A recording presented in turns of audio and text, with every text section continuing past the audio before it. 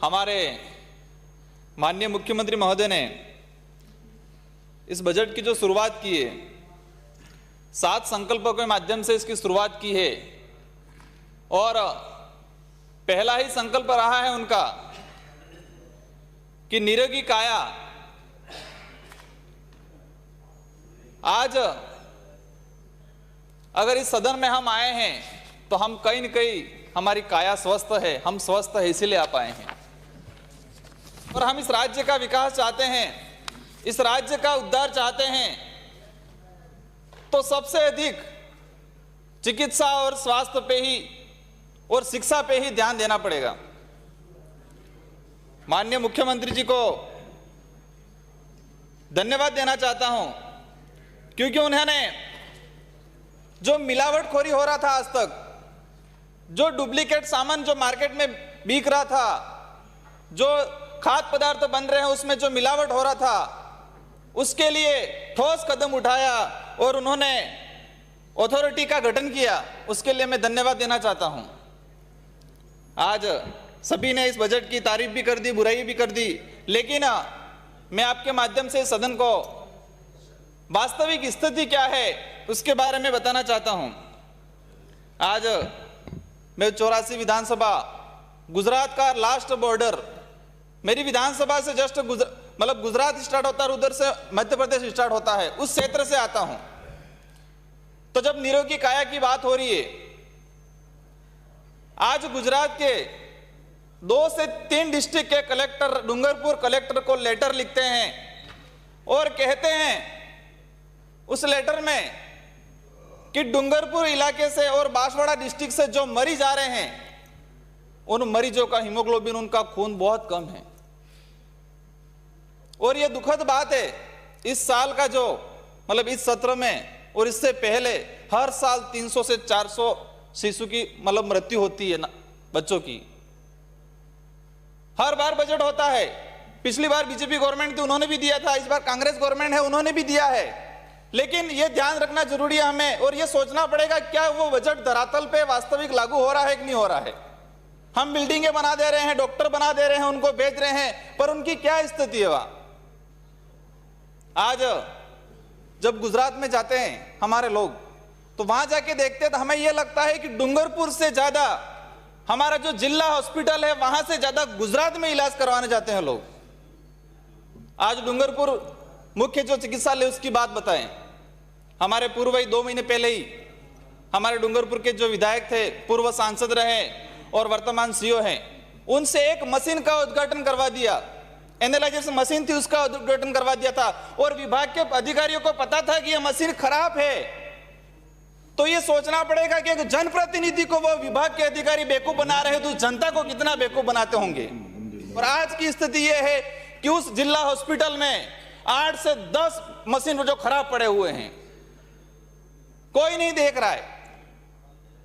आज सीएससी बनी हुई है, कई ऐसी सीएससी बनी हुई है जो साल भर पहले बनी हुई है और आज उनमें पानी टपक रहा बारिश के समय।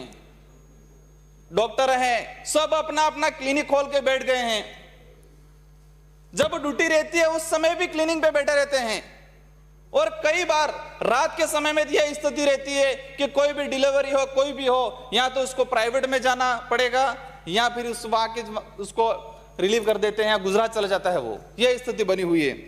तो सभापति महोदय, कहीं न कहीं ये सिस्टम जो है उस सिस्टम को कहीं न कहीं सुधारा करना पड़ेगा। बजट हर बार होगा, हर वक्त होगा, कोई भी सरकार आएगी, लेकिन जो वास्तविक समस्या क्या है, जड़ क्या है, उस पर ध्यान देना पड़ेगा। आज किसानों के लिए बात हुई, हमारे देश की राजनीति होती है या राज्य की राजनीति होती है, सभी सरकारें होती है, किसानों का सबसे बड़ा मुद्दा रहता है।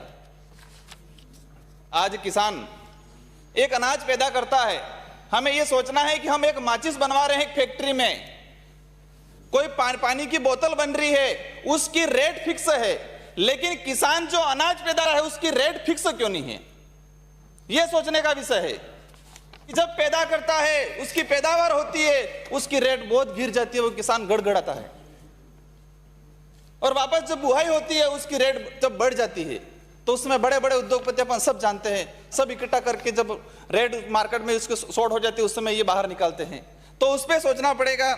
आज हमारे इलाके में अभी लोन माफी हुई, कुछ हद तक हुई, राष्ट्रीयकृत बैंकें उनकी नहीं हुई है, लेकिन उस इलाके में एक ऐसी स्थिति हुई। मैं एक उदाहरण बता देना चाहता हूं कि लोगों के साथ किस तरह बेवकूफ बनाया जा रहा है, उनको किस तरह ठगा जा रहा है।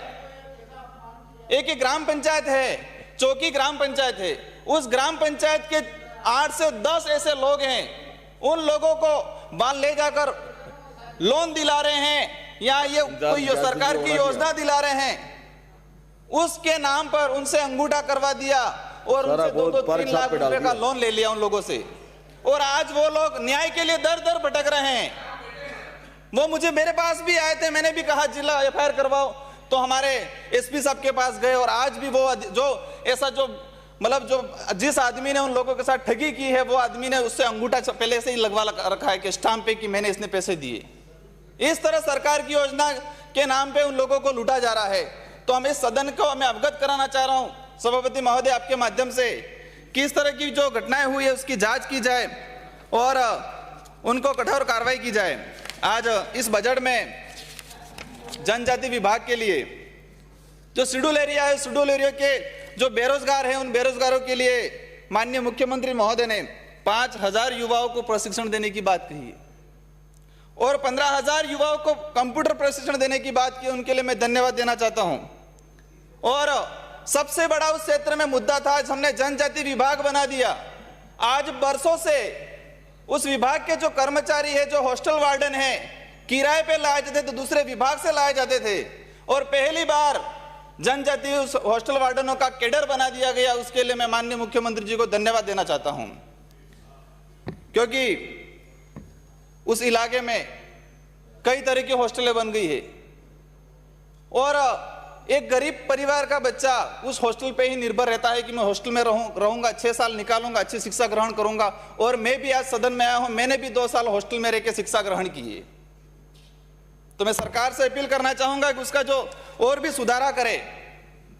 आज इस सदन को मैं अवगत कराना चाहता हूं, हमारे अध्यक्ष महोदय ने बांसवाड़ा का दौरा किया था, उन्होंने उस समय बताया था कि शेड्यूल एरिया है, शेड्यूल एरिया का जो अभिभावक है जो राज्यपाल है, और राज्यपाल चाहे वो प्रावधान शेड्यूल एरिया में कर सकता है। उस एरिया के लिए जनजाति सलाहकार परिषद बनी हुई है, सलाहकार समिति बनी हुई है और सलाहकार समिति में विधायक होते हैं, कुछ 5 सामाजिक लोग होते हैं और वह सलाहकार समिति मतलब सरकार को, राज्यपाल को अपनी जो बात है वो पहुंचाती है। लेकिन सभापति महोदय मैं उस तरफ ध्यान आकर्षित कराना चाह रहा हूं कि पिछली गवर्नमेंट में हमारे मंत्री थे बीजेपी से नंदलाल जी, और उस समय एक घटना हुई, उन्होंने डूंगरपुर में एक प्रोग्राम है, उस प्रोग्राम में अपनी जो बात रखी, अपनी जो भावना थी वो रखी और अपना जो दुख था वो रखा और दूसरे ही दिन उनसे मंत्री पद छीन लिया गया। और कुछ महीनों में जो सलाहकार समिति का अध्यक्ष होता है वो मंत्री हुआ करता था और पिछली गवर्नमेंट में सलाहकार समिति का अध्यक्ष मुख्यमंत्री महोदय को बना दिया गया। 2 मिनट में समाप्त करें अपनी बात। सभापति महोदय मैं तो 5 मिनट ही बोला हूं। 2 मिनट में समाप्त करें। सभापति महोदय हमें 10 मिनट मिले हैं। तो मैं उस बात को बता रहा था कि मुख्यमंत्री महोदय को सलाहकार समिति का अध्यक्ष बना दिया गया। तो यह जानना पड़ेगा कि हमारे जो राज्य के मुख्यमंत्री है वो इतने इतने व्यस्त रहते हैं, वो एक सलाहकार समिति के अध्यक्ष बनेंगे तो सलाह किसको देंगे, किसको सलाह देंगे। तो इस तरह की जो घटना हुई है उस इलाके में अभी जो माननीय मुख्यमंत्री महोदय ने वन भूमि जो वन अधिकार पट्टे दिए गए उस इलाके में कुछ हद तक दिए गए हैं, कुछ प्रक्रियाधीन हैं।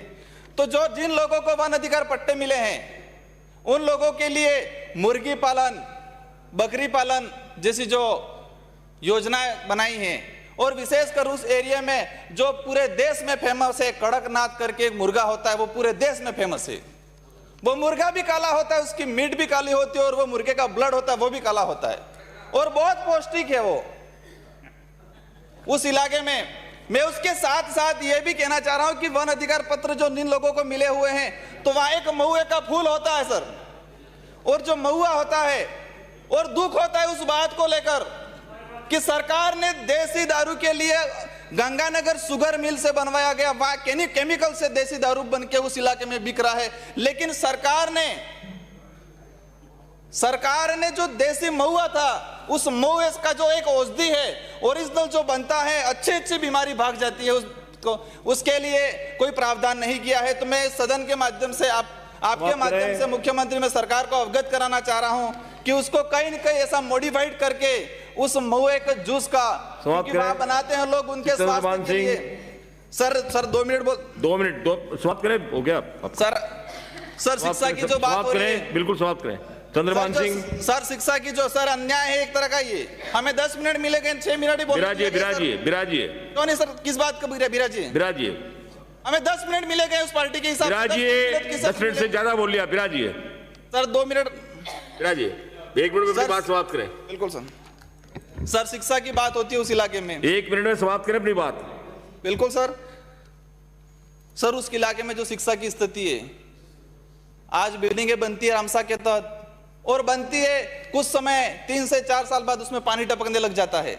और मैंने एक स्कूल का अध्ययन किया, उस हमारी जो व्यवस्था बनी हुई है उस व्यवस्था के बारे में आपके माध्यम से सदन को अवगत कराना चाहता हूं कि हमें दूध दिया जाएगा बच्चे को, फिर खाना दिया जाएगा, बच्चा 7 साढ़े 7 बजे स्कूल में जाएगा, वो गिलास लेके लाइन में लगेगा, दूध पीने जाएगा, 9 बज जाएगी, 10 बजे फिर खाने के लिए लाइन में लगेगा। ये इस तरह की व्यवस्था बनी हुई है, तो कहां बच्चा पढ़ेगा? एक हैंडपंप लगा हुआ रहता है, थाली मिलती है उसको, एक स्कूल में 80 से 90 बच्चे रहते हैं, वो लाइन सर लगेंगे और 90 थाली धोएंगे, 1 घंटा उसमें लगेगा। इस तरह की व्यवस्था बनी हुई है। सभापति महोदय, मैं इस पे कुछ सुझाव देना चाहता हूं कि हमें एक तरह का कोई ऐसा प्रावधान रखना चाहिए। ज्यादा सुझाव मत दीजिए, समाप्त करें। सभापति महोदय, बहुत बहुत धन्यवाद आपको। लेकिन मैं एक अंत में एक चीज बात बताना चाह रहा हूं कि उस इलाके में स्कूल में जो बच्चा जाता है वो डर सा महसूस करता है कि मैं कुछ गलत नहीं बोल दूं, क्योंकि वो अपने बचपन से 5 साल तक अपने अभिभावक के साथ रहता है, वो ऐसी भाषा सीखता है, वो मातृभाषा, और स्कूल में जाने के बाद उसको सीधे हिंदी और इंग्लिश बोली जाती है तो वो बच्चा डरता है। तो आपसे निवेदन है सदन को कि जिस तरह मध्य प्रदेश सरकार ने 5वीं तक की शिक्षा अपनी मातृभाषा में पढ़ाने के लिए प्रावधान किया है, तो वर्तमान सरकार भी इस अपने राज्य में, हमारे इलाके में विशेषकर जो बिली भाषा है, मातृभाषा है, उसमें अध्ययन कराने का प्रावधान करे। सभापति महोदय, धन्यवाद आपको बहुत बहुत। धर्मान सिंह, धर्मान सिंह क्यों रहे हो यार आप? माननीय सभापति महोदय।